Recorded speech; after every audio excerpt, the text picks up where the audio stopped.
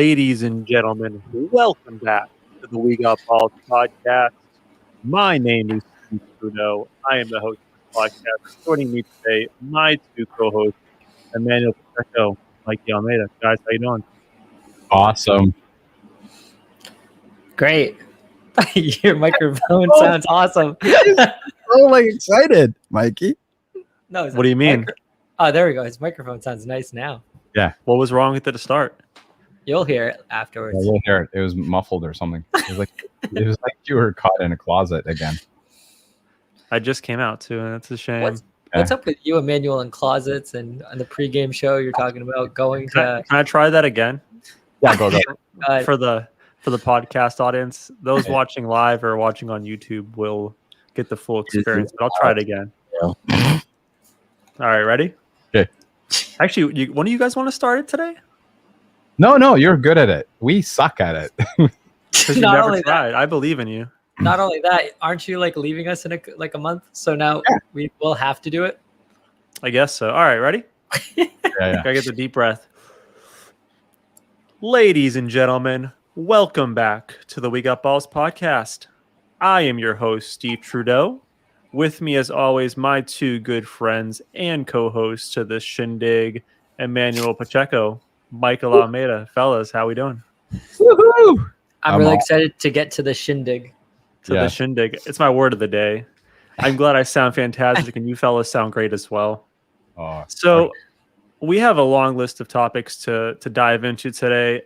I'm just going to start with the one Emmanuel requested because Emmanuel, let's just a little behind the scenes for the audience. Usually me and Mikey have like a midweek phone call and we chat about things that have happened in the week or whatever that we want to bring up on the show. And usually Emmanuel's kind of standoffish about this and he kind of just goes with the flow.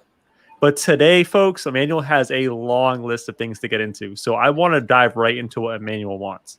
The first thing he sent me via text was Tokyo Olympics. I have no idea what this is about, where he wants to go into. But Emmanuel, the floor is yours, my friend.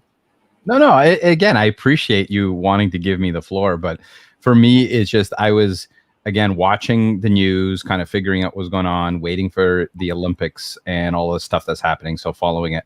And then the first thing I hear is the Olympics is coming to Tokyo and it is a dumpster fire, right? Like right now, nobody wants to be, going. There's a bunch of controversy all over the place. And then the first COVID case. And apparently it's the water boy on the Japanese baseball team.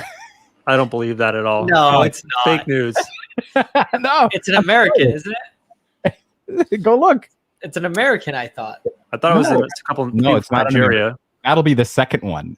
The first one is actually one of the staff members from one of the baseball teams. So, but again, for me, it's like the Olympics is exciting because we actually have a shot this year because there are some people that are not going and are backing out, and it gives Canada even a better opportunity. Canada has the biggest contingency of any Olympics going to this Olympics, the Tokyo Games. So is that an unfair advantage? Because is that how you want to win, Emmanuel? Yeah, 100%. Do you know Canadians are adults and you can go to the trophy, center or store that you have? Winning is winning, okay? Winning is winning. A gold medal doesn't matter. They're going to remember, Tokyo, that's when there was like not so many people going.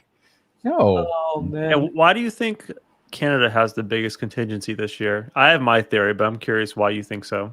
Ours, I again, part of the conversations in Canada is been a lot because we're a winter country, right? Like we don't have a lot of summer anyway, so there's a lot of internal training, a bunch of things going on, the qualifiers that people have been going to, and because of that, a lot of new sports that have opened up that are kind of exhibition that are getting ready for the Paris Olympics. So I'll give you an example. So there's three big sports that are coming in, and I think one of them is skateboarding. So that's a big one, and I'm very excited about that because we actually have somebody from Montreal that actually has a shot at it, right? And then we also have breakdancing. So there's actually it's an exhibition sport in this one, but it is actually officially going to be an Olympic sport. And we actually have a lot of people that we know that are breakdancers that are going to be there. And then there's canoeing. Yeah, I think you lost me on canoeing.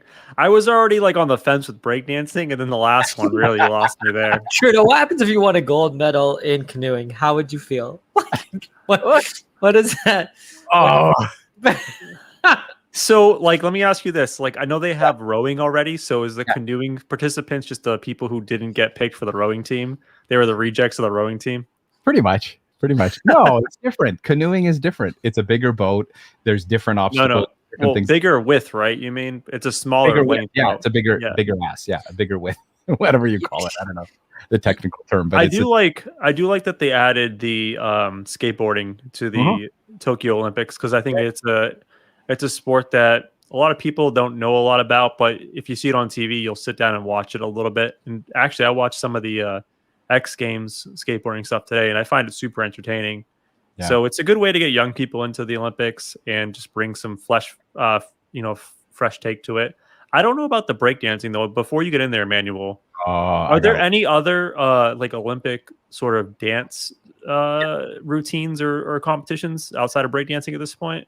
Funny you should ask, because for the last 8 years, about 8 years, I've been involved with the Canadian Olympic Committee working on dance in the Olympics, right? And breakdancing is the very first one that's been approved, but we're actually trying to aim at having ballroom dancing to be in the Olympics. And that's not official yet. It's still trying to get Olympic status, a bunch of other stuff, but it is actually making headway to get there. So that is coming, but it's not there yet. So my question is, like, when does it stop? Because like you'll have breakdancing, ballroom dancing, then probably like salsa dancing and whatever. I would like it this way. Ready? Hear me out. Yeah. Almost like a world of dance, like Olympic style. You can bring any dance style you want, and it's judged, all in the same field, and you just have the Olympic for dancing. That'd be pretty sweet. Right. But there's a problem, because what makes it an Olympics is that it's actually an affiliated, there's already a structure to score it outside of the Olympics. So gymnastics, there's actually gymnastics, and the way that they score, there's national titles, there's a bunch of stuff. Ballroom dancing actually has that. The other ones are not as official, and they don't really have the contingency or the money or the sponsorship to actually make that happen. So it's a very long, drawn out political discussion. I've been involved in it for years, and yeah, like the goal was I wanted my kids to be in the Olympics. So they're good at ballroom, they're good in salsa, they're good in all these things. And in the ballroom world, there's a category called cabaret dance, which Jenilyn is a world champion, and she's like, very high. And so we're hoping that will eventually become, which is the most athletic of all the dances. But again, it has to be affiliated, it has to have judges and an official scoring and a whole, thing. But again, I agree with you. I think it goes a little too far. Yeah. The Olympics should just get over themselves. 100%. But there is this thing called the World Games, which is different. World Games, you have every sport. Cheerleading is part of the World Games. So I think it was in Panama last time. I think it's in Poland this year or next year, whatever. But that is actually where they have every single possible sport that you could ever imagine. Tiddlywinks. I think there's actually a category, but that is not a real word. No, I know, but I'm just saying that that's something that you and Mikey do on the side. That is literally if you look at World Games, and nobody knows about it outside of, Canada, US, like everybody knows about it, but apparently in Canada, US, we don't know about it. But yeah, I do know people who qualified and actually made it to the very end of the world championships. So I actually want to get back in a second about you calling the Olympics a dumpster fire.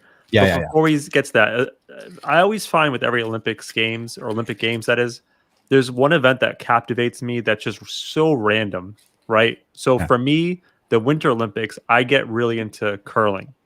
It's just really entertaining. So I'm curious for you guys, for the Summer Olympics, is there like one event that you don't see every day that you're kind of interested in watching? Because I have a few in mind. I don't know. Go ahead, Mikey. I'll talk after. I like the swimming events. Is that this year? I like watching it going really fast, and I like rooting for Michael Phelps. He's probably not even in it. He's not in there. If you want an American to root for in swimming, Katie Ledecky, really good American female swimmer. Also, I like watching our gymnastics team. They're ridiculous too. Yeah, they're ridiculous. They're fun to watch. Like they go out there, and there's this like confidence too. Simone Biles, baby. Yeah. Yeah. What about you, Emmanuel? I don't know if I have a favorite, but I do like the offbeat ones, like the badminton. So badminton, I actually like watching. The table tennis one I watch. There's a few other things that I do watch, which is actually pretty entertaining. I agree with you. The winter sport, curling. I never was into curling until I watched the Olympics. It's actually a very hard game to play, and Canadians take it super, super seriously. We went to a curling club to try to see if we can get into curling, like to just play it and stuff. And it was absolutely insane how many people were like just that they take it so seriously, and you can't fool around. Like you can't go in the bowling alley and like throw a ball down and it hits the other lane. You can't do that in curling. Like what about Summer Olympics? Like, is there anything that you are going to be excited about? Yeah, like badminton, table tennis. I actually like those sports. I do like the regular ones. The swimming I think is great. The road races, the relays, I love a lot. So I got a few obscure ones to check out. This I think this is a new sport in the Olympics since 2016. I don't know if it's called extreme trampoline, but it's a trampoline event. Yeah. So it's basically just like a giant trampoline, Mikey, and they just jump and do flips, and they're going like, I don't know, 30, 40 feet in the air. So it's crazy. So I'm looking forward to the extreme trampoline. That one got me last time. Also, one that I really, really get into, and I don't understand the rules, but it's badass. Team handball in the Olympics. That's awesome. Really? That's really cool. Mikey, it's not like how we played in high school with the style points. But basically, like there's almost like if you think of like the NBA, they have like a 3-point line. There's like a 3-point line around the goal, and once you go past the 3-point line, you have to shoot. So you'll see people like pretty much jump over the line and just lay their body out and just fling the ball in the net. It's super fun. I don't understand it at all. Super fun to watch. And my last one that I enjoy watching for the Olympics, in the Summer Olympics, that is water polo. Another obscure sport that's really interesting to watch.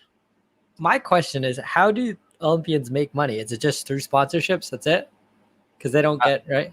No, so the Olympic committees will actually, you do get paid a certain amount in terms of, it's still an amateur sport, but you do have things taken care of, and you can actually have sponsors that pay you directly for it, because you can't be considered a professional, though that's what makes it the Olympic sports.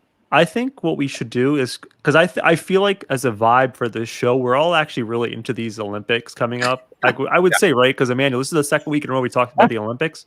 Mm-hmm. Why don't we come back next week and we do like a report about how these athletes get paid and like what type of revenue they make? Because I actually have no idea. Like we can say like, oh, they get sponsorship dollars, just yada yada yada, this that. I don't really know for sure. So I'd be interested to see like exactly how they make money and like how much money they get. Yeah. Do we know any Olympians that could come on the show? I do know 3 Olympians, past and not present. Okay, so why have you not brought this up before?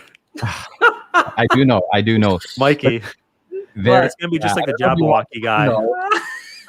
I do have Kurt Harnett. So Kurt Harnett is a Canadian cyclist. He's a very famous Canadian cyclist. Trudeau, you have to understand, when you have a Guinness World Record, you're eating with these people. Dude, you're living with these people. Like that's how I lead my conversations. That's how I got to know these people. Was you think you got something Olympics? Bah. Gold medal? Wait till you see my shaft. How much does it cost to make a Wheaties box of Emmanuel with his staff? For your birthday. Emmanuel, when's your birthday? December 25th. Oh, he knows it. December. Wait, 25th. Really? You're a Christmas baby? I'm a Christmas baby, yeah.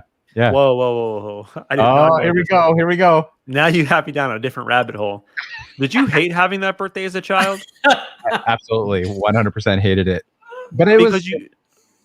No, I was say, because you can't hang out with your friends because it's Christmas. Yeah, correct. Everything's closed. Not only that, his brothers and sisters get presents on his day. Yeah. And they get me 1 gift. They don't get me 2. Here's your gift, buddy. Yeah, that's gotta be a parent's dream, right? No, we're Portuguese too, so like Jesus is even the better. first, like that's his birthday. Like Emmanuel, it's just like Santa gets all the praise for Christmas, but the elves do all the work. But I will say, my wife, how I found my wife was she is the only one that gives me 2 Christmas presents. She gives me a Christmas present and a birthday present every year. So basically, she just spends half the amount of money she would on a Christmas present. She goes all out. Dude, when the PS4 was out, I got a PS4 for Christmas, and then I got PS5. I got like 2 PS5s, and I sold one to pay for the first one. But one of my Christmas gifts was a PS4 from my wife. That was my birthday gift. So what I've seen people do in the past, like, so if you have maybe like a New Year's baby or a Christmas baby, they do like half birthdays. You guys should have thought about that. Have your like official birthday party in the summer, do a half birthday. We're Portuguese. That would not happen. You can't do that. Can't do that. Just a thought. So let's just pick it back on track. So why is the Olympics going to be a dumpster fire, Emmanuel? Well, no, it's just like all of this stuff. So first, there's no audience for most of the games, if not all of them, but I don't think there's a lot of audience. So that's one, which is fine. Like, I think we can, we're kind of used to that. But I think that they're thinking that they're going to control all of the situations that can happen, right? And what's happening is already we're seeing that things are going to get out of control. You're going to have certain events that are either athletes, get COVID, and then all of a sudden the entire team is going to have to be have a negative test in order for them to go forward. Something's going to happen, and everybody is already saying that, well, this is just going to be a disaster, and we're already seeing the start of it. Now, will they control it? Will they not have issues? I doubt it. I think that something serious is going to happen, and you're going to have certain things that are going to happen where you're going to have certain games canceled or athletes not being able to compete because of it. I just think they shouldn't be doing it, but I don't think they have actual control over it. Tokyo, anyways. I don't think that they can actually back out, right? Right. So I'll update you on that. But so the Olympics start next Friday. So Friday the 23rd. Yeah. I mean, it would have been nice to have the athletes show up like a week earlier than that they did already, just to have like a buffer period to kind of isolate people, maybe create a semi-bubble. Like if you think back to like the NBA when they resumed, they had like a bubble atmosphere. I mean, it is what it is. There are going to be people that test positive and can't compete. Yep. But like to your point about could they really back out? From my understanding, what the situation is there's a binding agreement between the Olympic Committee in Japan, or in particularly Tokyo. And let's say if Tokyo canceled the Olympics, the Tokyo government would owe the IOC a poop ton of money because they would essentially screw them over. Vice versa, if the Olympic Committee canceled, they would have to owe the city of Tokyo a ton of money. So they were in a situation of chicken where neither of them wants to cancel because no one wants to pay up. Yep. And we're just kind of going to march towards the finish line. I think it'll work out, though. I mean, me and Mikey, we live in America. You live in Canada. So Canada's been a little different of a story. But in America, we've had sports back for about a year now. And, it's been a disaster, quote unquote, in some sports.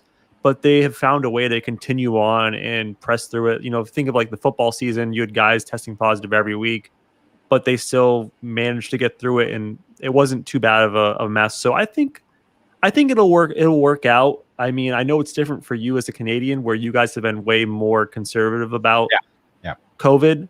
But I feel optimistic that it will get through, and we might not see any big names drop out because of COVID. Hopefully not, and it'll be a good time. I mean, there's a lot of money tied up in this, so it's going to happen either way. So let's just kind of get through it and enjoy it together. I do feel bad for some of the countries like in Africa and Asia that are less fortunate than maybe Canada, the United States, because a lot of our athletes had the opportunity to get vaccinated. And I feel bad for the athletes like from Nigeria or Kenya or Cambodia, whatever. Like they don't have access to vaccines. So if they get sick while they're there, it's not any of their fault because they didn't have the opportunity to get vaccinated. So it stinks for those people. But a lot of the major countries probably have their athletes vaccinated, so I don't anticipate some huge disaster. Yeah, but again, I think you have to look at the country that it's being put in, and Canada is a very conservative country, like you said, but Tokyo is even more conservative. And the reality is that they're way, way behind on vaccinations. They're way behind on a bunch of other things because they're ultra conservative, and they didn't even want to approve some of the vaccinations early on, right? So I agree with you. I think it will go on, but this is to my original point. This is why Canada is competing with the highest contingency, is because this gives them actually an advantage. I honestly think that this is an advantage for them because you can have people that are going to back out or things that happen, and it's an advantage for teams that are like Canada and even the US. Yeah, I think Canada has the highest numbers of participants because I can't. It's a tough word. Apparently, they have the most participants because they're just tired of sitting indoors. They just want to get out and do something. 100%. We're a winter country. We are. So we were talking about how Canada is stuck indoors, and Emmanuel, you had the opportunity to finally get out of your house this weekend and go see a marvelous film in the movie theaters. Correct? Okay. Yeah. Keeping on the theme of dumpster fires. Yes, I will talk about my date. Okay. Oh, Mikey, go ahead. Before we get to that, just real quick. So it's in Tokyo, right? Yeah. So I know that you seem really excited about these Olympics. Do you know the movie that you did go watch? There's a popular one in there in the 30 Tokyo films Drift. they've made in the last 10 years called Tokyo Drift, right? Yes. Did that get you going? Do you like listen to that song before you get ready for work and stuff? It's a great song. Dude, great song. Now, I will say the first Fast Furious, the fifth up to the fifth one, they were actually pretty good. The storylines were there. They were all, Tokyo Drift was by far one of the best ones. I thought Tokyo Drift was really good. Tokyo Drift is widely considered the worst of the films. No. What? Why? No, we're completely. Have you lost your mind? That's how Han came, the best character altogether. Yeah. Well, there was an appearance of the original actor in Tokyo Drift. He did make an appearance in Fast and Furious, but it was the worst possible. Like, I will go through it. Spoiler alert, just to give preface, this is absolutely full of spoilers, so do not. Yeah, so if you're listening to the podcast, watching on YouTube, watching on Reddit, if you want to see the new Fast and the Furious movie and you have not, Emmanuel's going to spill the beans, so I would fast forward like maybe 5-10 minutes. Oh, I'm going on for a good 45 minutes. So fast forward to like the end of the episode. No. Something for you. I'll be 10 minutes tops. Can I just say before you get in with the Tokyo Drift or the new Fast 9 review, I'm surprised that you're actually a fan of the Fast series because you don't strike me as a Fast and the Furious fan. No, I do like them. I think that they had a moment in time that was very relevant. And again, the car fads, with all the pocket rockets and all of those things. Like my son is now souping up his car. He just wrapped his car and he went from gray to gray in his car, but apparently it's a different type of gray. Those are the two same colors, right? Oh yeah, trust me, I know. But apparently, it looks nice. It looks great. It's a muted gray. Which, by the way, 3 of the cars in the movie were muted gray, and I noticed them. But again, it is the street racing is a big thing. It's a huge thing. Go ahead. It's a huge thing in Canada too because they meet up at the Timmy Hortons, and I'm not joking. Like I'm not shitting you. I went with Emmanuel's brother. It's a very big thing there. That happens in the United States, but I feel like it's Wendy's. No, these guys are legit though. They come in. Yeah. It's not like you're going to New Bedford. I mean, Dartmouth's Wendy's. You guys are going to go race down Route 9. Like, these guys are serious. Oh, they'll meet. And again, you have the Honda crowd, which is Honda, Civics, Acuras. Then you've got all of the other types, like you have the Fiat crew. And again, a big thing is also the motorcycles and the Vespas and stuff like that. I'm actually part of a Vespa gang, just so you know. I figured. Yeah. No, I have a story about that, but let's not go there. Those guys meet at Office Max. Yeah. All right, so tell me about Fast 9. Did you enjoy it? Was it bad? Was it good? Okay. The whole premise of the movie is basically and this is the 9th one in. Have you ever heard of Dom Toretto's brother? Have you ever heard that he has a long lost brother? Wasn't hold on one second. Wasn't The Rock? No. Wasn't John Cena supposed to be his brother? That's not his brother. No.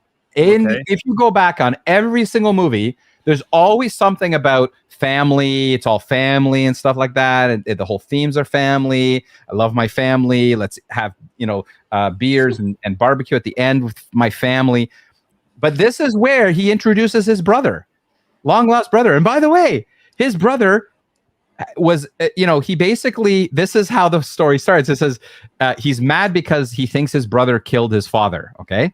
Which already starts going down. And again, it's not it's not even a thing where he killed his father, where it's overt. It's like, oh no, your father was in a race. He got sideswiped into the side of the track. It went into a fireball and by another driver. And because you were the last person to check his hood before he went on the track, you obviously killed his father. So that's how the premise starts. And he basically then disowns his brother. And then they have a street race to say, if I win, then you just keep driving. That's literally the start of the movie. And that's not the worst. If someone gets murdered in the Fast universe, the only way to solve the murder is to have a street race. That makes sense. No, that's exactly it. That's the only way. So that's the first thing. Now, the special effects were great, but you know when you get to a point where special effects or just the over-the-top action is so much and it never stops that you just become numb to it? I'm trying to think of a movie that's like that. Yeah, but that is the entire movie. You literally are numb to it, and you're thinking, "Oh yeah." He has the big magnets that attract cars, and they're basically flying through everything because he has these magnets in these cars, and that's what happens. So that's basically the next part of the dumpster fire. But I'll go to the best. Go ahead. Keep going. It's coming. I love it. This gets better. So then, like, you've got all of these little things, right? And you have the villains from previous Fast and Furious that get introduced where they're in a plexiglass box prison, right? And they're there and they passed them a computer and said, we need you to break the key to get into this. And literally, and it's like an Atari. It says, well, it's not connected to the internet because we don't want to give you access. So we're giving you this to only unlock the key.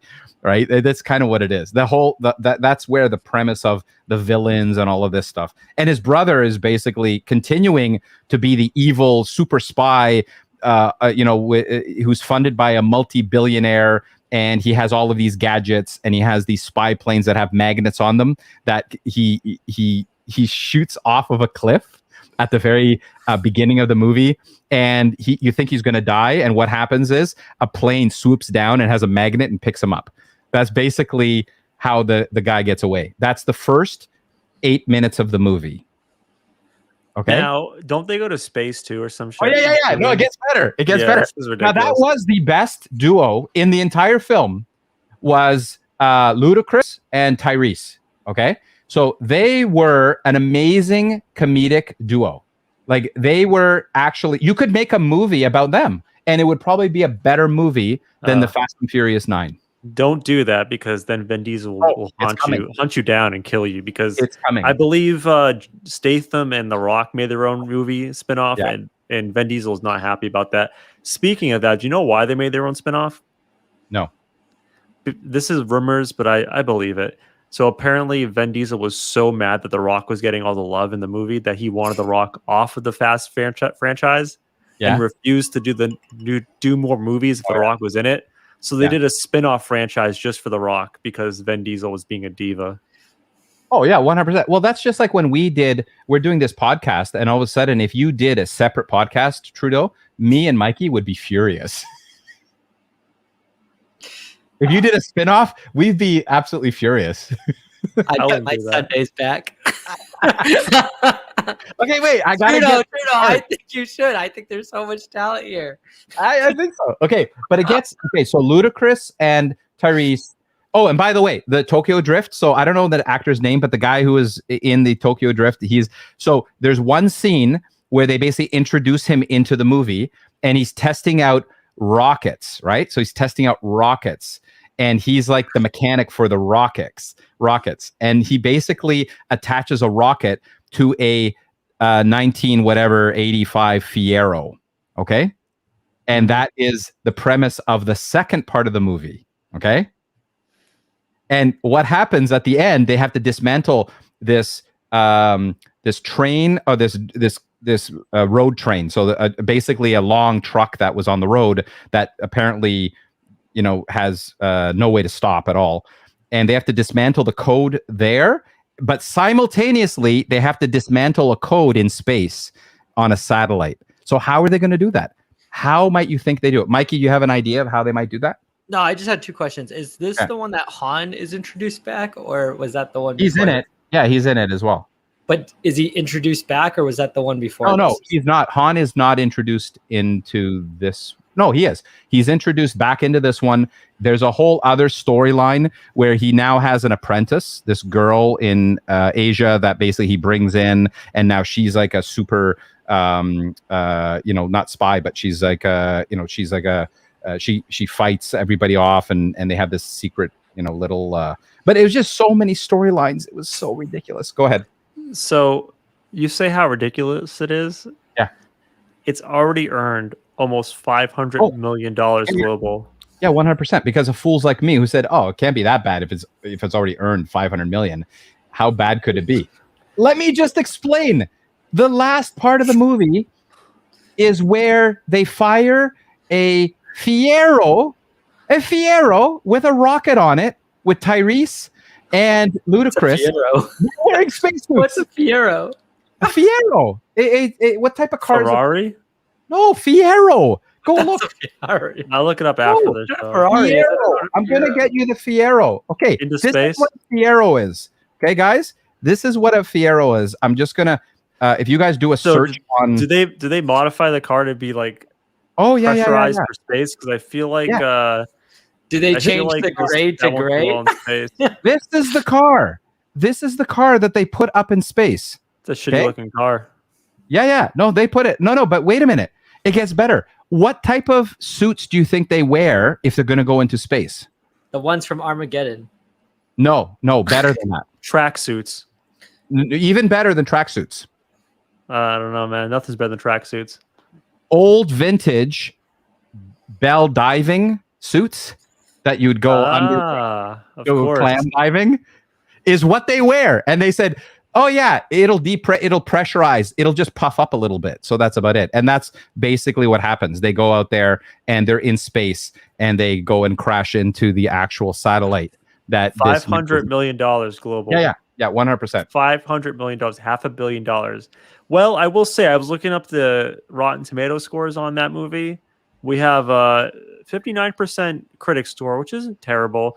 82% audience score, so the audience liked it apparently very much. So another movie that had a very similar audience score, 81%. Okay, go ahead. What are you doing?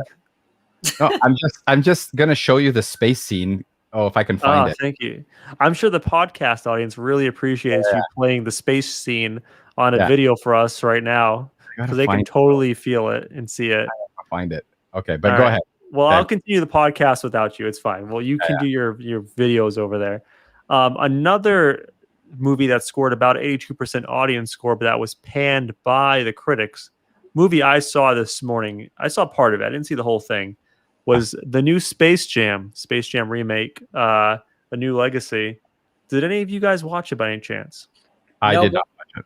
A good friend of the show did, Brian Picanisco, and he hated it. Yeah, so here's the thing, right, about the new Space Jam movie. Lots of things to unpack. First of all, I think the problem with the people hating it is that a lot of people that are like mid-30s to early 30s are thinking of it through a child lens when they were a kid, and they're not feeling the same way as an adult watching it by themselves. Because guess what, guys? The new Space Jam movie, it's a kid's movie. It's made for kids. It's not made for 35-year-old men. So cool down with your anger, all right?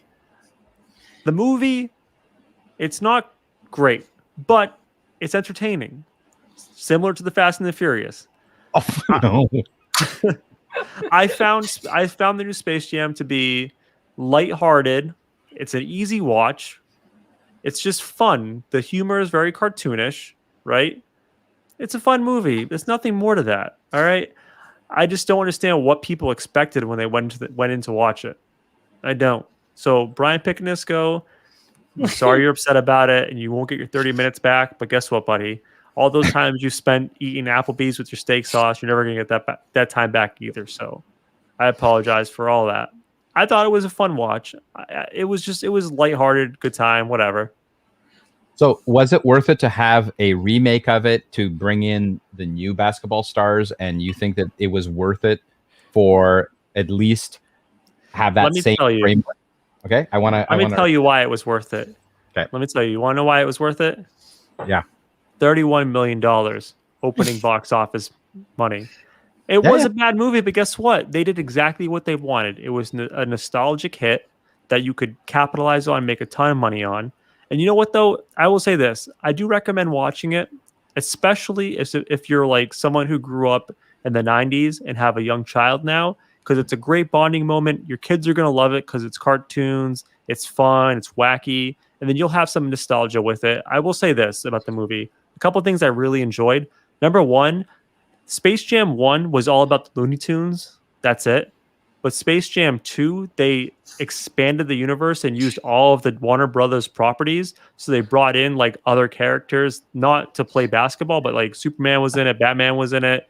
They had like Rick and Morty, like they had all their properties in the movie itself. So that was kind of cool. Number two, before you get in, Mikey, I thought it was really fun that the movie made fun of LeBron a lot. Like they made fun of his decision to like go and leave teams. Like they were just like little jabs at LeBron in the movie. So like he was in on the joke. It was lighthearted. It was a fun movie. Like if you expected it to be an Oscar winning film, then that's shame on you. It was bad, but it was fun, you know? I didn't think you were going to go that way, Steve. I thought you were going to say that unlike the first movie, it was all about the Looney Tunes. Obviously, LeBron's in it. So I thought you were going to say it was all more about LeBron, which would have been fantastic. The other thing is, how is LeBron's acting in it? It wasn't great, but I mean, he's a basketball player first. I thought he was really good in Trainwreck. I don't know if you guys watch Trainwreck with Schumer. I thought LeBron was hilarious in that. But again, he had some great actors to play off of too, right? But yeah, he was really, really good. Who are those great actors, Emmanuel? Just wait, I don't know their names. Oh. Well, I know the guy from SNL was in it. Yeah, and Amy Schumer. That's it. Yeah. Oh man, it is. That's good though.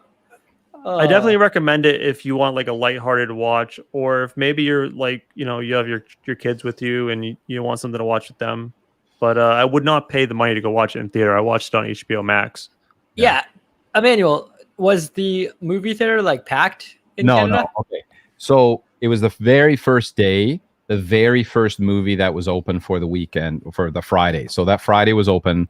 I left work. I finished work, which meant I just got up out of my chair and went out. But and we caught the very first movie that was playing that day, and it was basically our row. We had two people, so we had our couple, me and my wife, and then another couple on the entire row, and then another row back there was another two couples, and then two rows back there was another two couples, and maybe another. Like it was completely empty. But it was on purpose too. You couldn't book certain seats and stuff like that, so it was like less than 50%, like way less than that. Hey, good for you too, not cutting your losses and walking out of the movie theater after the first 5 minutes. Oh, so three couples walked out halfway through. They didn't get to see the Fiero blast into space, so they missed out for sure. Oh man, they walked out I think about 35 minutes into the film. Now, because I know, Mikey, you saw a movie this weekend as well. So before we ask you about that, I just want to point out that the Fast and the Furious was in talks with maybe having a crossover event with Jurassic Park. Now, that's a movie, Emmanuel, you got to go see, right? Oh, I'd go there. Well, it wouldn't be far-fetched. It would not be far. I could definitely see that. I mean, if they're launching Ferreros into space at this point, nothing's far-fetched, right? Oh, no. And you can imagine that they'll have the Flintstone moment where they drive a car from the top of a Tyrannosaurus Rex, driving down the tail and then jumping off. Will absolutely be the trailer. It'll still make like a $500 million worldwide, guaranteed, of course. Guaranteed. Yeah, but I think it's done. I think they will. No, they will do one more, which is 10. That'll be the 10th one that they have to do, and that one will 100% just be like the rest of making money. No, Vin Diesel's already said they're doing two more. Two more. Last one. Two more. Now that you've gone to space with a Fiero, how can you do two more? They're gonna go back in time or some shit. I don't know, man. Not only that, when they got to space, what did they see? No, Dom's third cousin. Yeah. It's absolutely insane. And again, no storyline at all. It was completely a disaster. So a standard Fast and the Furious film. Oh, but way worse. No, like a standard Fast and Furious at least has a little bit of a story. It makes you a little bit emotional on a few things, the family aspect of it, like all of that. This had none, like completely not. Like you just make up shit. It said, oh yeah, my long lost brother. Oh, let's bring him in and just plop him in with a story and just assume that, you know, I can just plop him in and just say, well, the reason why he's here is because he cut a fuel line for my father, and that's why I'm not talking to him anymore. And yeah, like no, it's like silly. So let's get away from these bad movies and ask Mikey about a movie he watched this weekend that actually had really good reviews. It was critically acclaimed. Anthony Bourdain, correct? Anthony Bourdain. Right. It was a really good movie. It was really, really good. It was sad, obviously, because everybody knew the ending and what was going to happen. But a lot of things I just didn't know. I didn't know much about Anthony Bourdain, and neither did my wife going in. We knew that he was a chef, but if you watch the movie, you'll realize, and once again, spoiler alerts, that he wasn't really that great of a chef. He was an amazing writer. That's what launched him, and he got to do what he wanted. So I don't want to, besmirch Anthony Bourdain post-humorous, but is that similar to like Guy Fieri? Because like I question Guy Fieri as a chef, but he's like an awesome like media person, like Flavor Town, all that nonsense. Anthony Bourdain is more intelligent in a way and more sophisticated. Well, that's easy. If you're comparing against Guy Fieri, we all are. Yeah, like, come on, that's not a stretch. But if you listen to him, the man was a very intelligent mind, and he kept the same circle around him throughout his whole career, leading up to the same people that he traveled with for his first ever show was there all the way through his death, which was pretty cool. And his closest friends would make an appearance on the show, and I don't know. I feel like he was always chasing something that wasn't there. Yeah. He had this this mindset of what his life should be. And it was just, the guy traveled to everywhere you could possibly think of, which was so cool to watch, because he went to the Congo, which if you know anything about that, that's incredibly difficult. He was in Lebanon during a war, and he's sitting by the pool, and there's planes exploding and stuff in the background. It was nutty. And these are things that you didn't know about him, because he wouldn't allow CNN to report on this stuff while he was there, and monetize in the situation. It was a really sophisticated and brilliant way of looking at it. They had his second wife on it, which I feel like that's the wife that he connected with the most out of he was married twice, and just his travel. Yeah, just one other thing is, and again, he has so many things about his experience and he didn't hold back. What I love about Anthony Bourdain, and again, this is the one that we saw the trailer, and my wife and myself saw it and said, oh, we definitely got to watch it, because we're huge fans of his whole TV series. But we also know a little bit about his background of when we read some of the books, like his first book. I actually read his first book. It was quite good. And that was basically him just talking about the honesty of the food business and the food industry and all that. And he didn't hold any punches around his addictions, right? Which was also part of his demons that he would share. And that's what made him so real. But he's a French trained chef, and he's lost jobs, and he's experienced so much, but he's just so honest with things, right? He's very, very honest with just everything that was going on with his life and being able to share that with the audience. And it was quite amazing. But yeah, I definitely want to watch that for sure. So I'm glad that you got to see it. So you like it, eh? Yeah, it was a really, really amazing movie. And then the other thing that you have to look at too is for someone to cut things like heroin and cocaine out immediately, like that's hard to do. And I think that's what a lot of people wanted to know too, is how did he do it? How did he go cold turkey and not relapse? And it's pretty amazing. Like in his life, he has a daughter. A lot of people didn't even realize that. And also he grew up here. He grew up in Massachusetts. He's from P-Town, which that was another thing that, and he goes there in the documentary, and it was just, if you have time, that's a good one to go. I also know that you wanted us to watch a movie as well. And I watched it this week, and it was absolutely brilliant. Oh, bullshit. good. Bullshit. You didn't watch it. Wait, let me look it up. I wrote something about on my phone. But no, seriously, if you have time, I know, Trudeau, that you want to go back to the movie theater and you want to make it worth it. And I know that it's obviously not Fast and the Furious that you're going to go watch. Yeah, but definitely. I love going to the movies too and watching the trailers for the movies coming out. And there's some really good ones coming out. Mark Wahlberg's got like a really good movie coming out. No, like I'm so tired of Mark Wahlberg in his movies. They're all the same. Oh. He's Whoa.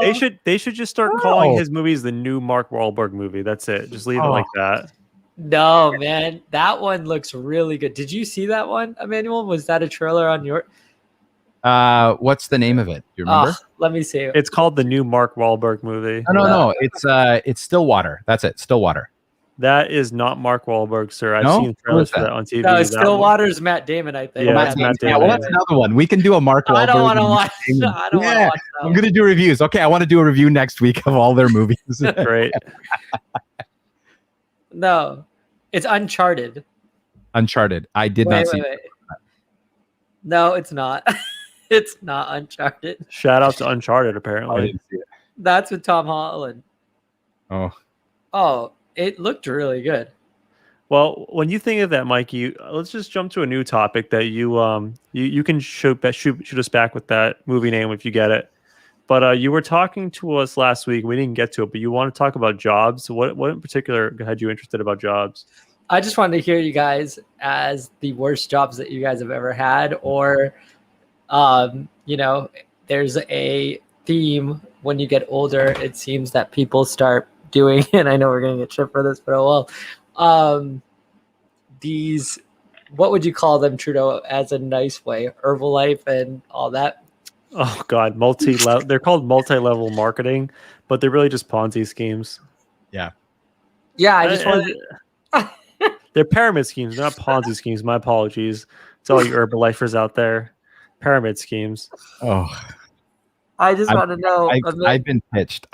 Yeah. So this is great. I've been pitched so many times from people, and it's like the greatest thing since sliced bread. It's like it's going to make them millions. It's like, and it drives me insane about how people get sucked into it and they don't realize the things that they're going through to kind of lose relationships because people avoid wanting to talk to them afterwards when you go down these paths, right? So to me, I've had so many people kind of call me up and say, oh, I got this thing and you just have to buy like $100 worth of the first package and then you can make $4,000 in your first month. And oh my God, it's absolutely insane. And what would your title be after you do that? Oh yeah. Regional vice president, of product sales, whatever. But or gold. Yeah, the gold level. You want to always get to gold level, right?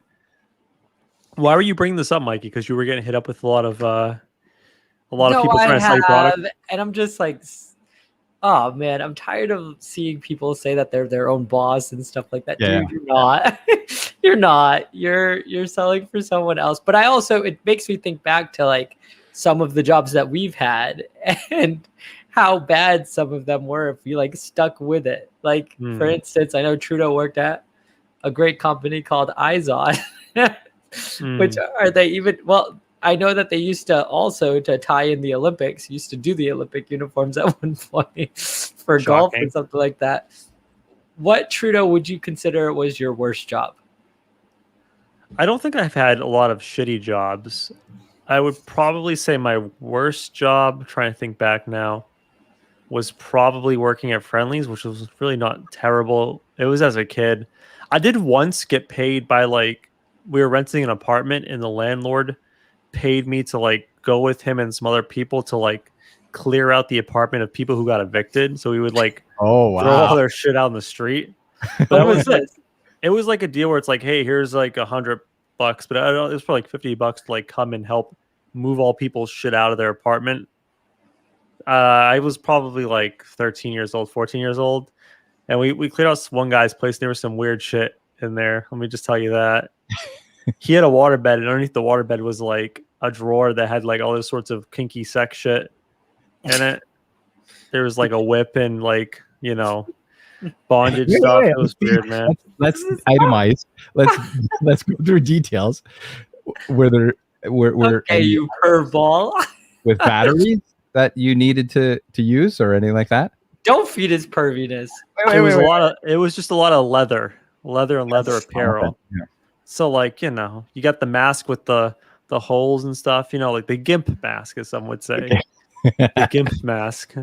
And you know, a little whip. The guy liked leather, apparently. He had a thing for leather. But yeah. So that was a pretty shitty job, just, you know, helping out clear out people's apartments that got evicted. Also, I feel bad in retrospect doing that because it's like people just got kicked out of their apartment, all their shit got thrown on the sidewalk. But yeah, that and maybe Friendlies, but Friendlies was pretty chill. I just eat ice cream all day. And they had like a wall. We get sued? Wait, can we get sued because you were stealing like ice cream? He wasn't stealing. They were giving it to him. If anything, look at the management. I would say like, so at Friendlies, they had this wall between like the ice cream and like the customers. And like my friends would come in and I would make all this ice cream and hand it over the wall so they wouldn't pay and just get free ice cream. So was one of his friends Mikey? Probably. No, I didn't eat much ice cream. Well, Mikey doesn't eat chocolate, so it probably wasn't him. No. So, Emmanuel, what was your worst job? Oh, I got so many that I've done. And again, very similar to Trudeau, I got asked to serve papers for people to get evicted. So this was where people said, you want to make an extra $100, and it wasn't even $100. It was, you want to make an extra 20. It was like, do you want to make $20? Here, why don't you go into this shady house in the shady neighborhood, knock on the door, and then hand them this paper and just say you're served, and then walk away, right? And walk away, fast.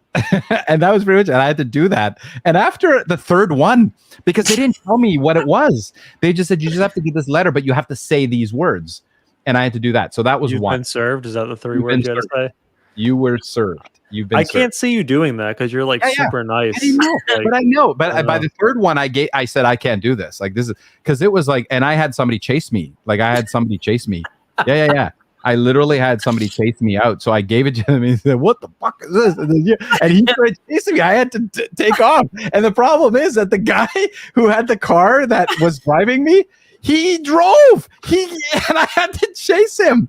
I could not keep up. And the guy was like behind me. I finally turned the corner because I said, I'm not going to catch up to the car. So I knew the neighborhood. So I basically went in. But yeah, that was one of the, but I only did it 3 times, and the third time now, okay, so that's a whole one. And that's how Emmanuel met Dale Morey. That was how I served him. I had to serve him one of his places. And then the other one was Ponderosa. I worked at a Ponderosa, and it wasn't, the job wasn't bad. It was the people I worked with were name names. Okay, I will name the first name. So Simon was this guy from the UK. He was British, and he was always drunk, but he was a functioning drunk. So you're describing most of Britain at this point. How old was he? Yes. But he was a functioning drunk, and he literally would be on the stake. So he'd be doing the stakes, but he literally would be like very unhygienic. He would drop a steak on the ground. It didn't matter. He'd pick it up, and I'd have to tell him, like, dude, you cannot serve that. Throw that away. And he would get away with shit. Like 5-second rule. Yeah. And then we'd close. And here's the problem that we would do is we would close the restaurant. And it was, if you've ever been to Ponderosa, the salad bar is disgusting when people kind of are at the end of the day, when people are, going through the salad bar and it's all you can eat. So, people don't care and it's just a mess. And he would go and he would take whatever leftovers there were and he would mix them together and then he would bring it home. But he would mix it together all in one bucket. He would put it all in one. And I'm telling you, it would be like disgusting. And then he said, oh, you know what? I think I want a few steaks. Whatever was left over, he would cook them and put them in the bucket with him.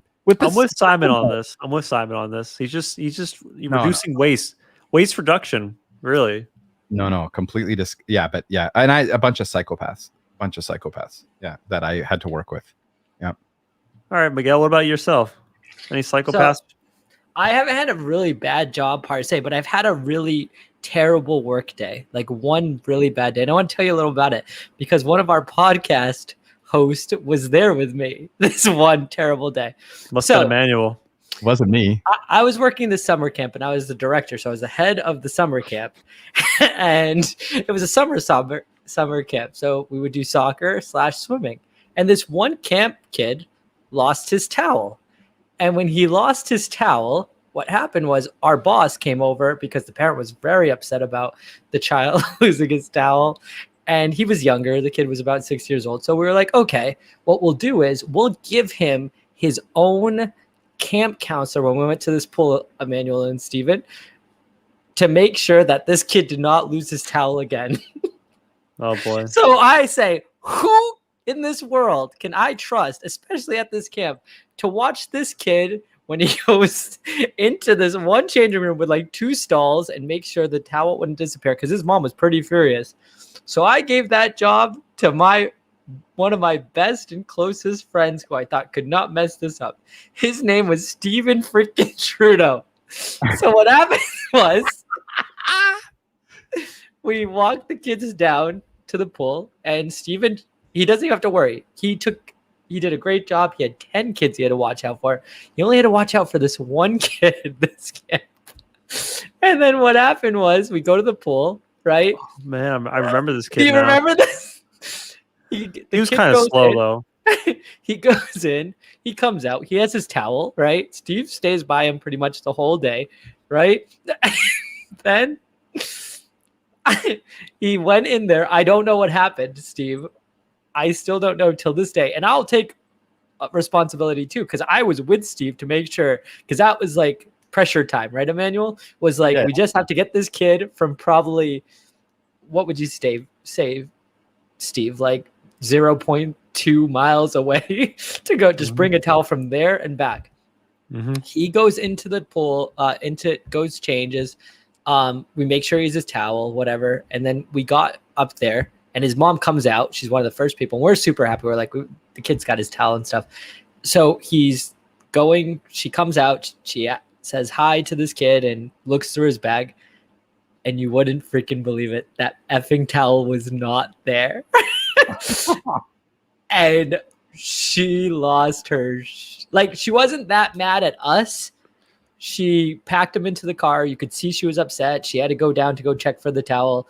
And I remember having to call my boss because he texted me and was like, hey, how did camp go? Did everything go well? And I was like, right when I called him, I was like, dude, we lost the towel.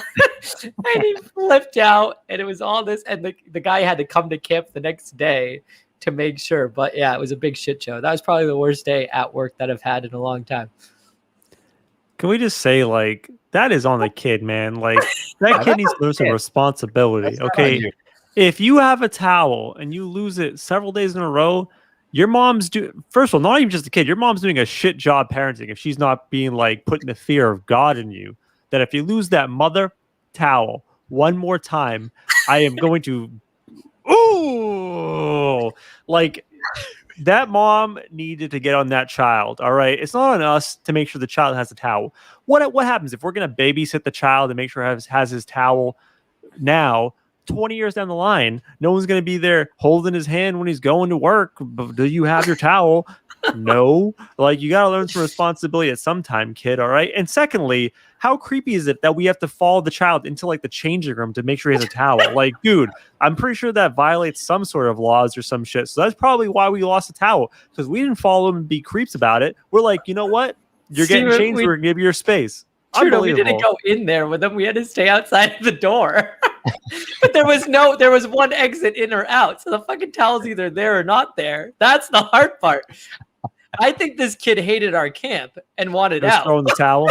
He's over there burning a towel. I think you're right. You know? I have a comment because this gives, and I wanted to talk about this last week, but this is now. I'm glad that we're recording all this because in a few months I want to hear all of this back in a few years, probably next year or the year after that, when Trudeau talks about his kid and when his kid loses a towel. So let's talk about that. For those who don't know in the audience, Trudeau, aren't you having a baby? Well, not just you, but your wife, right? When is it? I don't have to do shit. I'm not the one pushing it out. No. But okay, you're responsible for this child, right? When it comes out, you're gonna be taking care of this child, right? So how are you feeling are you nervous about it, or are you kind of just waiting for the day and then you're gonna First of all, yeah, before we get into that, yeah. all right, I have 2 little nieces, It's right? not But the same. let me I gotta do there's a point I gotta get to. And they're like, "Oh, uncle, help me get up here. Oh, uncle, help me." They know damn well they could do it themselves. So you know what I say? You can do it yourselves. Get out of here. Right? When I have a kid, if they lose their damn towel, it's on them. All right. I'm not gonna baby them all the way. And I say that now, but when it's my kid, it might be different. But you know what I mean? Like, I am like pro, you know what? Go screw up, kid. Learn yourself. You'll do great. Okay, Like, so I'm not gonna be mad if you screw it up. I have 3 kids, and I have 2 boys and the middle daughter. And my boys get treated differently than my daughter 100%. So I will tell you. Now, let me ask you, do you know if it's a boy or a girl yet? Yeah. Yeah. Do we know? Do I know? I don't know.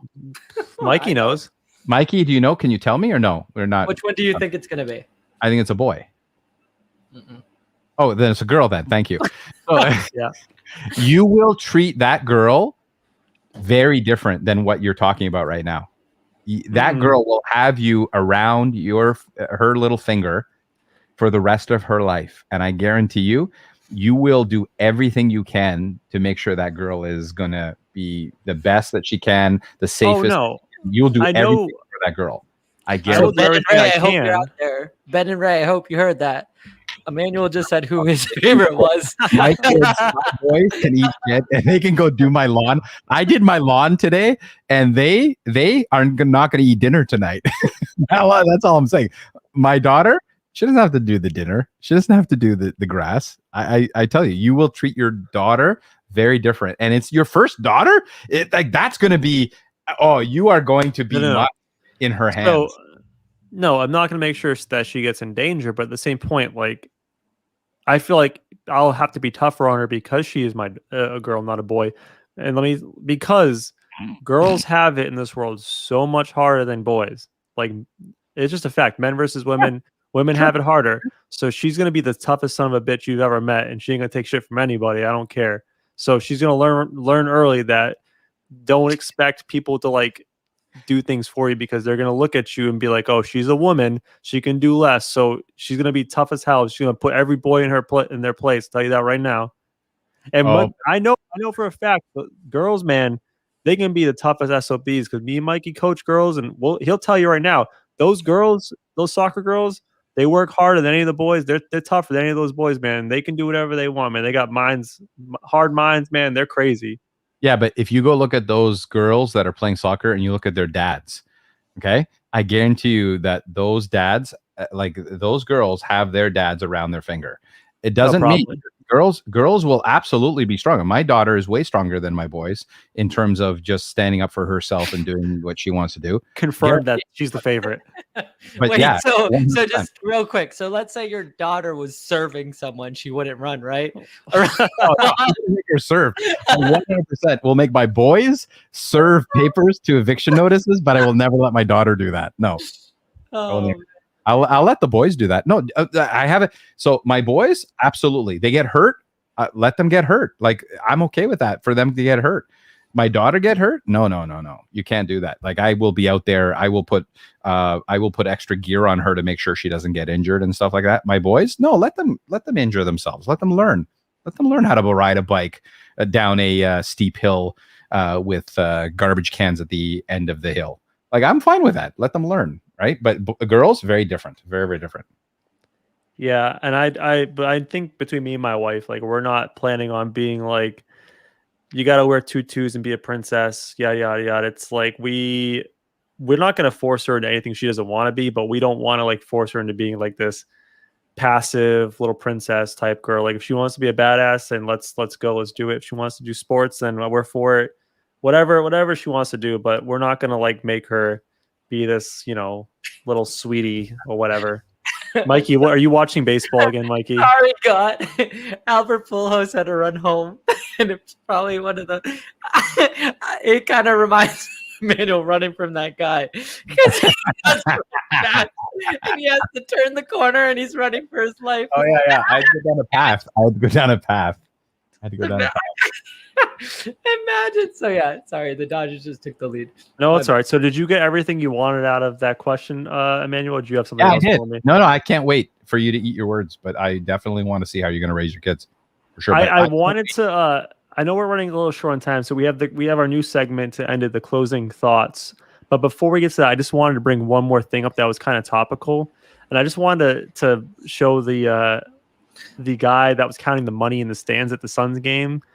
Biggest clown in the world. The guy was getting clowned by everyone on Twitter immediately after. I know Mikey might be aware of this, but Emmanuel, you probably have no idea, right? No idea.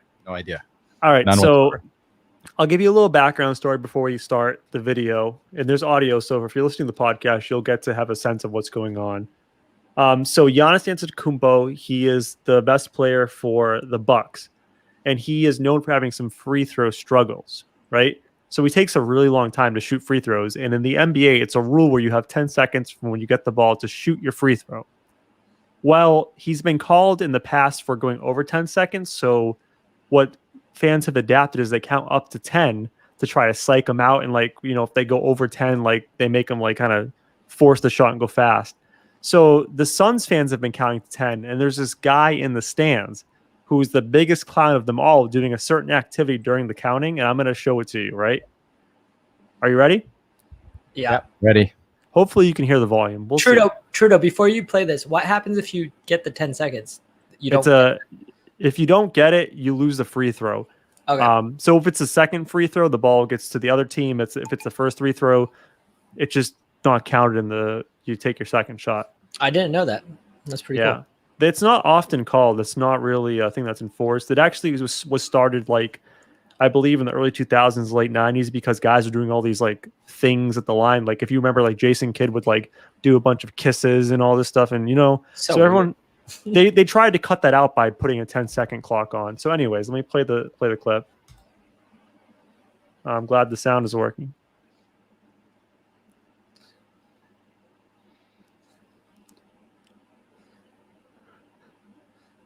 Oh, there he is.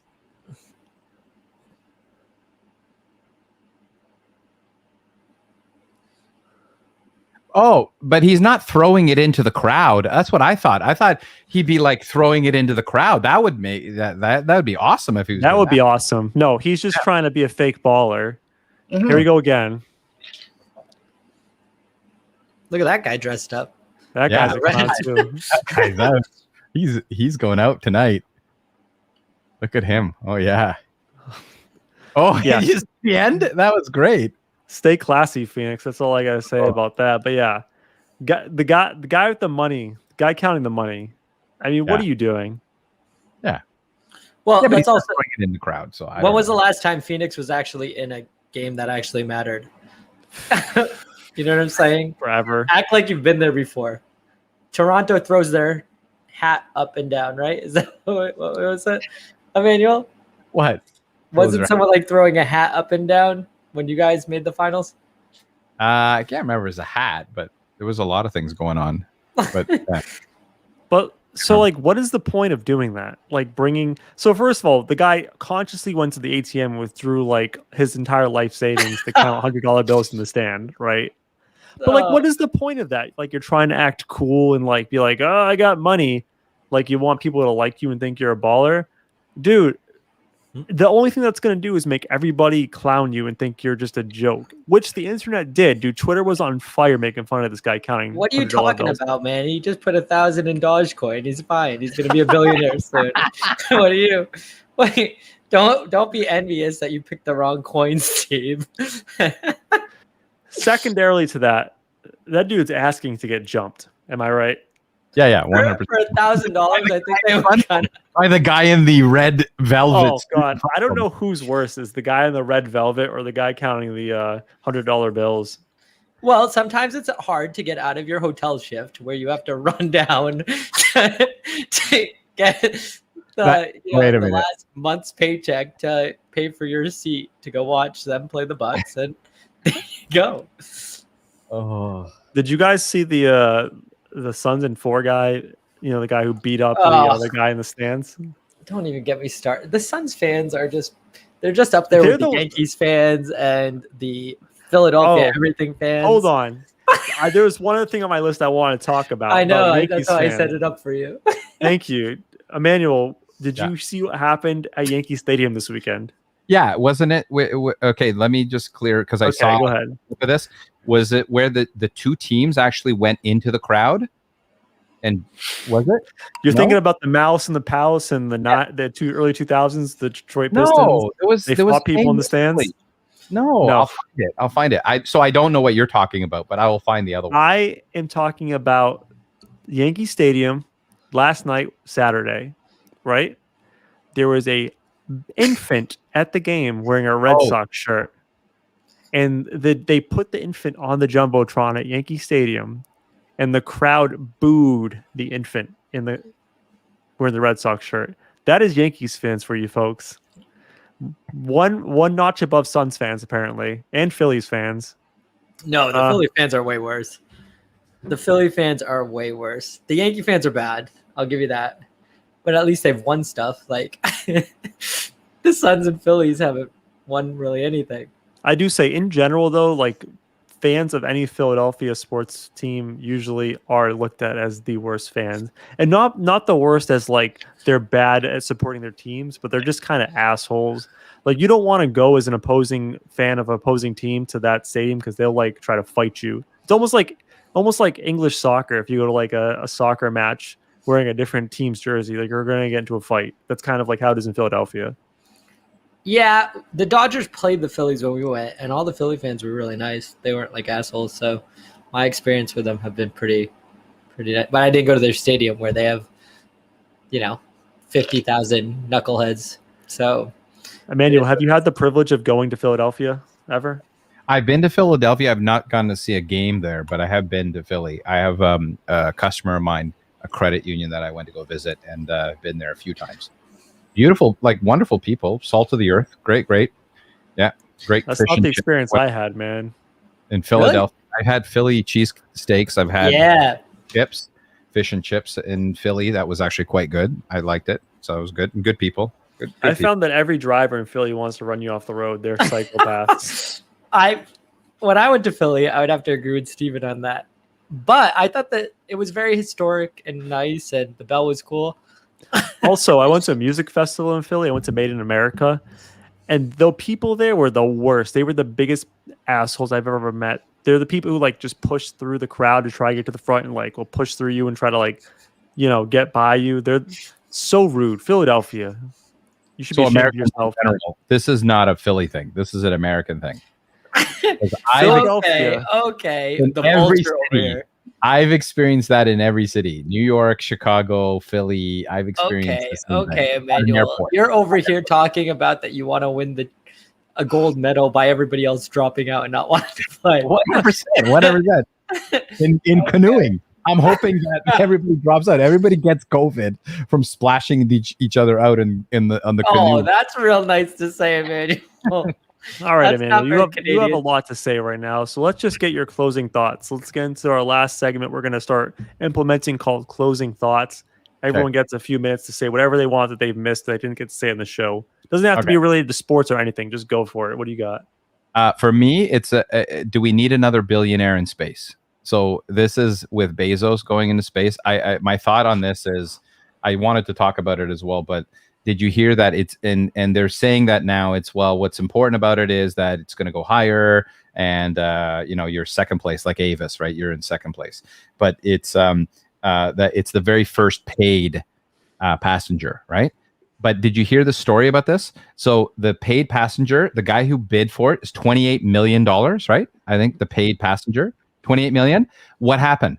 He backed out. Scheduling conflict, and he gets an 18-year-old to go in his place. That's Ashton Kutcher. Is it Ashton Kutcher? It was Ashton Kutcher, wasn't it? So he has a scheduling conflict? It's not Ashton Kutcher. We would have known if it was Ashton Kutcher.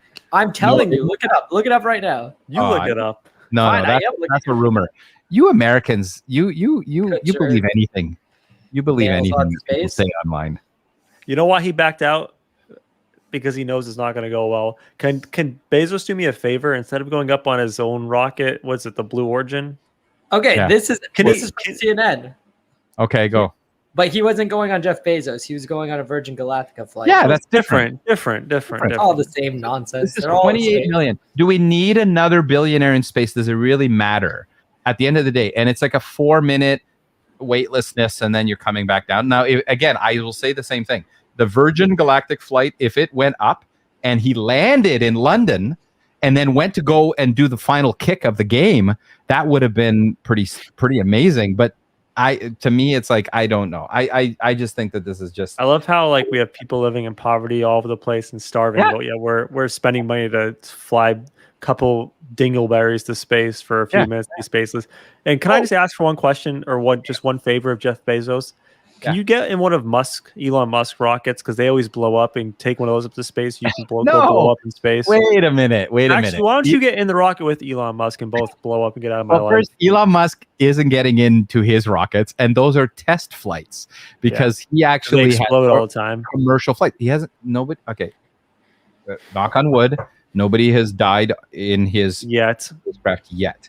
But the reality is that it's a different story. He's actually doing commercial flights to the Space Center and going back. This is space tourism. The guy paid $28 million. Did he not have Prime and he couldn't get a deal? Like, what the hell? It's like he didn't have a Prime membership where he could have like had it included with that. Like, the reality is, I just think it's such it's just another thing, right? Do we need these billionaires being able to do these things? Yes, I think space tourism is a thing now, and I think it's going to be something where it's more of a novelty for a little while because it's way out of reach for everybody. That's just my thoughts. To me, I just think that this is just the luxury to the nth degree of this is first world problems of, am I going to get on the space voyage to go up and down and land and be in weightlessness for 4 minutes. I don't understand this. This is complete insanity to me. Doesn't make much sense to me either. Miguel, your closing thoughts. I want to give a shout out to someone that I'm kind of mean to, is Rob Manfred, the commissioner of baseball. Wow. He did something really pretty awesome this year. For the home run derby, I was talking to Trudeau about this. They had each person that participated in the home run derby sign each of the balls that were thrown to them. So when you caught it, you got a signed baseball from your player, which I thought was really cool and something was inventive and should be, the norm going forward, especially for these guys that spend a lot of money to attend baseball or basketball games or football. I mean, Steve spoke about some of the things they could do for the Pro Bowl, which we'll save for another show. But it was really fun to watch, and I thought it was a classy move. Yeah, I thought it was a good idea. I think it's a great idea, but in the Blue Jays, and we didn't talk about this, and the Blue Jays coming to Toronto. Maybe we can bring that to the next chat that next podcast, because Blue Jays are finally coming back to Toronto after 18 months of never playing in our home stadium. But at the Blue Jays stadium, if you catch a ball, you're allowed to go backstage. Like, you're allowed to, after the game, you can actually go to the locker room and get it signed. Oh, that's cool. Yeah. That's a standard thing. So if you get it, you can just show that you caught the ball. They will bring you, and you can actually go and see if you can get it signed. And most of the times, they actually allow you to. That just shows how trustworthy Canadians are, because I would just totally bring a baseball to the stadium and be like, yeah, I caught this ball. Eh? Can I go back and get it signed? I'm sure that happens, but I think that Canadians are a little bit more trustworthy. So my closing thoughts, super random, but I fell into a rabbit hole over the week. Uh-oh. I was on Spotify. This is not Omegle. You didn't fall into a rabbit hole with Omegle again, did you? Not again. So I was listening to some 90s music on Spotify, and Coolio's Gangster Paradise came on. Oh, yeah. And then it reminded me of a parody song by a guy named Weird Al Yankovic called Gangster's Paradise. Or no, I'm sorry, Amish Paradise. Amish Paradise, yeah. And I fell into a rabbit hole of listening to Weird Al songs. Oh, yeah.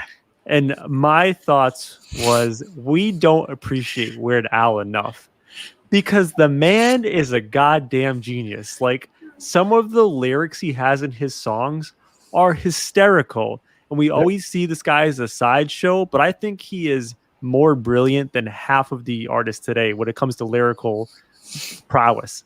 He is amazing. And he doesn't make any songs. No, he does. But his parody songs are fantastic. Yeah, they're very thoughtful. They're very timely. White and Nerdy, the parody of Riding Dirty, dude. Fantastic. Eat it. You know, the Beat It one, the Eat It. He did that one. That was very timely. Not only is he a genius that's, unappreciated by the public, 5 Grammy Awards. Yeah. So he is critically acclaimed. So Weird Al, my hat's off to you, man. I've slept on you for so long. Dude, you are a lyrical genius, man. Kudos to you. I agree with you, Trudeau. I saw an interview he did about the parody songs. I'll send it to you as well. But he there's a great history of all of the stuff of how he comes up with them, and I think he's a genius. I absolutely think he's a genius. And just to like make a living in that avenue of just like, hey, I'm gonna do these parodies and make it happen, dude.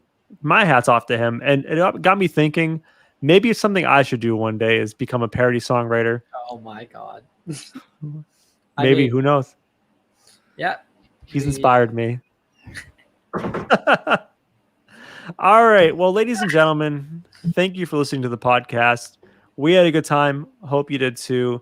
If you're watching on Reddit, please check out our YouTube channel, Twitch channel. We're also on Spotify, Apple Podcast, vice versa. If you're listening on podcast, we do this thing live once a week. So check out the YouTube and Twitch. You can watch us live. You can interact with the show, shoot us comments, give us topics, all the good stuff. Well, thank you for listening. We do this thing once a week. We'll talk to you next week. Peace out.